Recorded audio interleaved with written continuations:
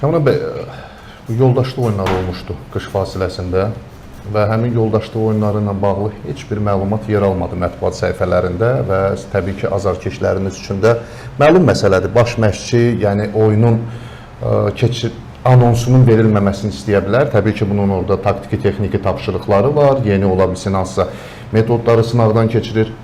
Baxışa gələn futbolçularınız olub, ola bilər, bunlar ola bilər. Bəs oyunun nəticəsinin sosial şəbəkələr hesabınızda, hansısa bir platformalarda anonsunun verilməməsi, məlumat verilməməsi, gizlədilməsi, gizli saxlanılması, bu nə ilə bağlıdır, nəyi düşünərək bunu etdiniz?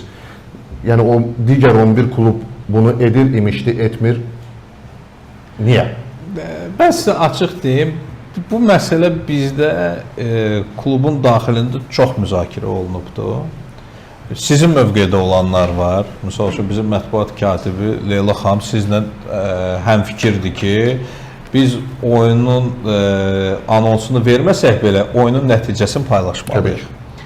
Bizim düşüncə belə deyil, mən ona görə deyim, bir mənalı deyil. Bizim düşüncə biraz fərqlidir. Çünki biz istəmirik ki, azarkeşimiz belə başa düşsün ki, biz oyunu ondan kənarda oynayırıq, ondan gizlədirik, sonra da nəticəni veririk. Bu nəticənin bizim komandanın formalaşmasında bir rolu yoxdur. Yəni, biz utsaq da, uduzsaq da, neynəsə bunun rolu yoxdur. Yəni, biz ona görə düşündük ki, biz misal üçün bir komanda ilə oynadıq, onu 5-0 utduq, digər komandaya 1-0 uduzduq. Amma yəni, biz utsaydıq da bir şey dəyişməyəcəkdi, uduzsaydıq da bir şey dəyişməyəcəkdi. Bu, belə deyək, sırf qıcıqlandırmamaq üçün ki, biz niyə azarkeşi məlumatlandırmırıq, ona görə bir seçim idi ki... Çox üzr istəyirəm, yəni Morganın məşqdə top çiləməsi də heç nəyi dəyişmir və o mənə də, azarkeşə də heç nə vermir və yaxud da fotoqraf rolunu oynaması. Yəni, bu əyləncə də bizə heç nə vermir, amma onu təqdim edirsiniz. Onu təqdim elədiyiniz halda yoxlama oyununu gizli saxlayırsınız və nəzərinizə çatdırım ki, deyirsiniz, azarkeş deyir ki, bizdən uzaqda filan. Onsuz da azarkeşdən uzaqdasınız. Azarkeş sənə... Yox, uzaqda olmağı yox. Bizim azarkeş oyuna gəlir. Yox, oyunlar olaraq, yəni Qubada keçirsiniz, onsuz da uzaqsınız. Yəni bunu Bakıda keçirdiyiniz oyunu da hər halda vermək olardı. Biz gərək anons verərdik ki, oyun olacaqdı və ondan sonra onun nəticəsini verərdik. Anons verməyib nəticə vermək, bu özü bir balaca insanlara qarşı düzgün deyil. Anons verməməyimizin səbəbi, siz tam düzgün dediniz ki, məşqçinin seçimi idi ki, mən orada taktiki gedişatlar eləyəcəm, müəyyən şeylər eləyəcəm və mən istəmirəm ki, kənardan insanlar gəlib onu görsün. Bu dünyada olur, bilirsiniz, bu gizli məşqlər olur, gizli oyunlar olur.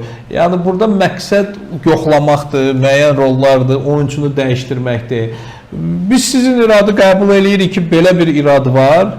İndi növbəti dəfələrdə biz bunu yenə müzakirə eləyərik ki, alternativ fikirdir.